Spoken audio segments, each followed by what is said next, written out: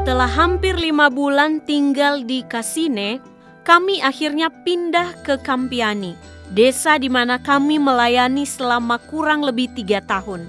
Beberapa bulan setelah kedatangan kami ke Guinea-Bissau, kantor misi kami pindah ke tempat yang baru, sehingga banyak barang-barang lama dijual dengan harga yang sangat murah, seperti kasur, tempat tidur, meja, dan bahkan kompor. Kami juga mendapatkan kain, spray, piring, sendok, dan lain-lain. Kami sangat tertolong dengan semua itu, karena saat pertama kali kami datang ke Guinea-Bissau, kami hanya membawa koper, baju, dan buku sekolah untuk homeschooling anak kami Dev, sehingga kami tidak memiliki barang apapun untuk memulai hidup baru di ladang misi. Tetapi Tuhan menolong dengan menyediakan bagi kami melalui barang bekas dari kantor misi. Bahkan salah seorang rekan misionaris menolong kami dengan membelikan kasur untuk anak kami. Jadi saat kami pindah ke desa Kampiani, kami sudah bisa tidur dengan kasur kami sendiri. Mayoritas penduduk desa ini adalah suku Nalu dan Susu. Namun mereka juga banyak yang bisa berbahasa Kreol. Suatu pagi, saat saya sedang berdoa keliling dekat jalan rumah, saya mendengar suara dari dalam hutan. Lalu saya mencoba mendekat untuk mencari tahu. Ternyata ada seorang ibu hamil yang sedang memukul-mukul sarang semut yang kelihatan seperti gundukan tanah yang sudah keras. Saya memperhatikan dia memungut pecahan-pecahan sarang semut tersebut dan mengumpulkannya ke dalam baskom. Akhirnya saya bertanya, "Apa yang kamu lakukan dengan itu? Apakah itu obat?" Dia menjelaskan, "Ini bukan obat, tapi saya hanya mau memakannya saja," katanya sambil mengelus-ngelus perutnya. Akhirnya saya mengerti, mungkin dia sedang mengidam. Ibu tersebut bernama Binti.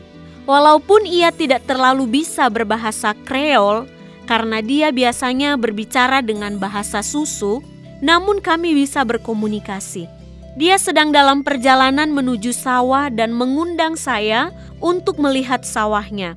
Kami kemudian pergi bersama dan ternyata mereka sekeluarga ada di sana. Suaminya, istri lain dari suaminya, mertuanya, dan anak-anak mereka yang banyak. Saya bersyukur untuk kesempatan yang Tuhan berikan melalui Ibu Binti tersebut, karena bisa berkenalan dengan semua keluarganya dan Tuhan memberikan kesempatan untuk menceritakan kabar baik kepada mereka. Lalu kami berdoa bersama di sawah tersebut. Setelah perkenalan tersebut, kami sering saling berkunjung dan akhirnya kami tahu bahwa suaminya adalah salah seorang dukun di desa tersebut. Namun walaupun begitu, relasi kami baik.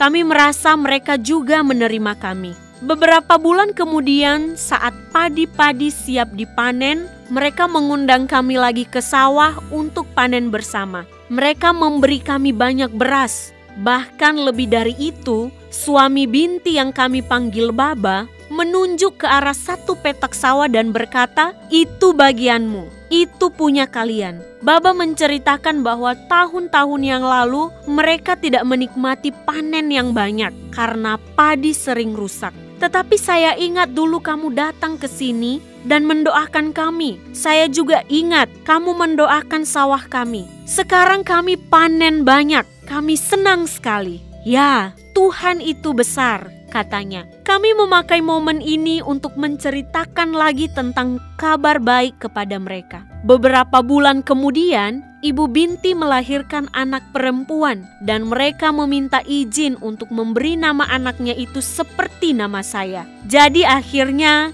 nama anak itu diberi nama Eli Sagita. Puji Tuhan, saya sangat terharu dengan semua itu.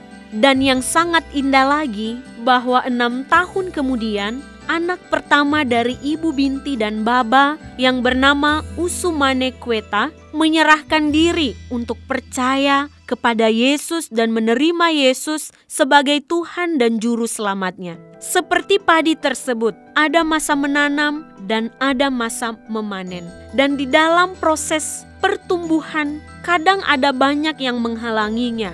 air asin, tikus, hama, dan lain-lain. Tetapi kami percaya bahwa Roh Kudus yang bekerja di dalam setiap pemberitaan firman Tuhan dan benih yang ditabur di tanah yang subur akan tumbuh dan berbuah.